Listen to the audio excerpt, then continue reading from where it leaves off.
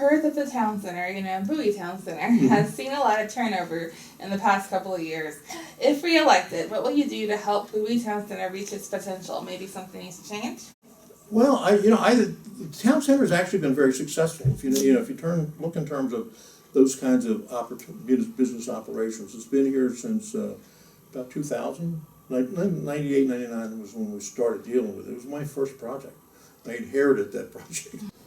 We can become a champion. I think we have a good history and a positive history there, going back from when Simon came to the city and was interested in building it. We worked with them. I commend Ted Chambers and the Bowie Responsible Growth Coalition. They came forward when that was going on, and they were the prime movers behind the city and the developer working to include the citizens and have meetings, have discussions. It was about a year and a half, where we developed what the vision would be there in conjunction with the citizens and with the owner, the Simon Group. If elected, I will help Bowie Town Center reach its potential by making it the center of the town. I remember some time ago we had a big problem with power. BG&E was having power failures there. So we put everybody in a room together, and because by that time we had the town center, the hospital group, and the Inovalon, the big user on the other side. And it became obvious that one of the challenges was that when the hospital was built, the power system came in, and it really hasn't grown much since then. But since then, we've added the town center, we've added all that development on. So, to their credit, BG&E sat down with us and said, "Yeah, you're right. We have to do something," at their expense. They brought in additional power lines, and it solved most of the problem. It is in the center of a city, the largest municipality in Prince George's County. I think that it needs to be made a shopping center that will attract people from not only all around the state, but it needs to be a focal point for the city to basically the region. I'm very active with the Chamber of Commerce, and I think probably as active as anybody on the council with the business community. And now that we see the impact that the development in Anne Arundel County and Wall Chapel is having on the town center, as well as others. I mean, we've seen it over at where the borders closed.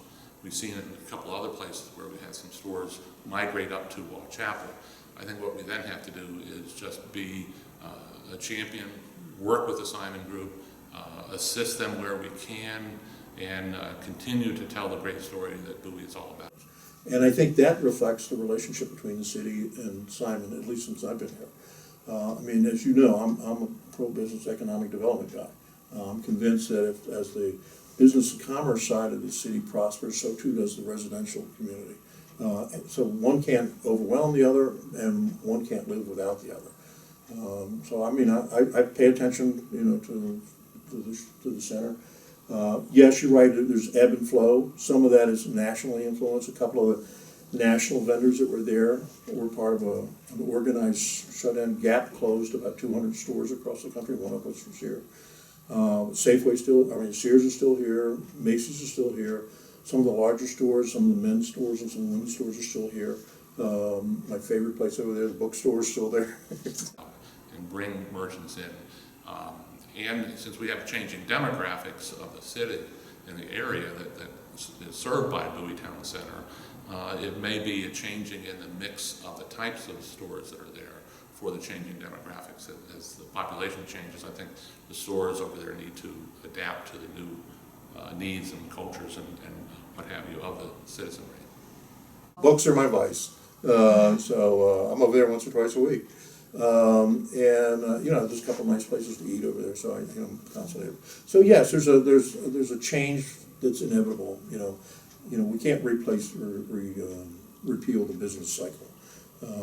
One of the things I've learned over the years is sometimes businesses are successful because of the effort of the entrepreneur. Sometimes they're not successful in spite of every good thing that the entrepreneur does. It could be finance, it could be trends, it could be challenges with real estate. It could be a lot of things. One of the hardest things to do in this country is to start a business.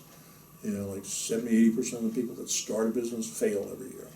I'm a big fan of young entrepreneurs. I'm a big fan of people that operate businesses. I will go about doing that by ensuring that landscaping is looking good, and ensuring that the stores are effectively running, and to also ensure that the area is under surveillance to help shoppers to feel safest.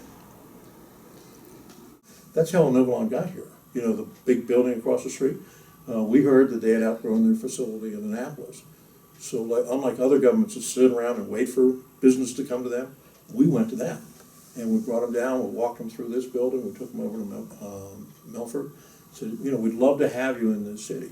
They decided to move into the building, the Buchanan Brothers building over there, and they brought 600 jobs to the city.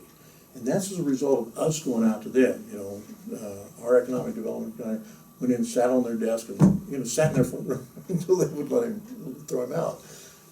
And that's my goal: bring more business, more commerce, so that the kids that grow up here can get a quality job and stay here. My long-term goal is to make Bowie a multi-generational city.